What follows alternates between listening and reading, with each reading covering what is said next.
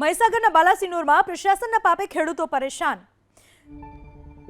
પરવિયા ગામમાં કેનાલમાંથી પાણી છોડાતા ખેતરમાં ઘૂસ્યા પાણી। ખેતરમાં પાણી ઘૂસતા ખેડૂતના ઘઉંના વાવેતરને નુકસાન।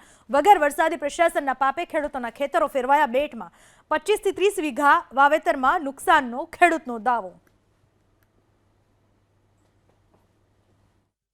પાટિયા સિંચાઈ તળાવને પરવાનગી સિવાય કેનાલમાં પાણી છોડી દેવામાં આવતા કેનાલમાંથી આજુબાજુમાં ખેતરોમાં પાણી ભરાઈ ગયું। મારા ખેતરમાં વાવેલા 4 વીઘા ઘઉંમાં પાણી ભરાઈ ગયું છે, જેનો નિકાલ કેવી રીતે કરવો?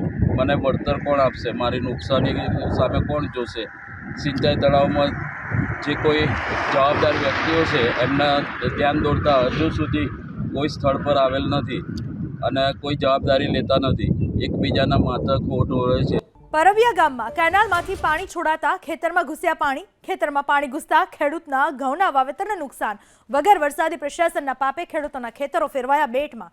25 થી 30 વીઘા વાવેતરમાં નુકસાનનો ખેડૂતનો દાવો।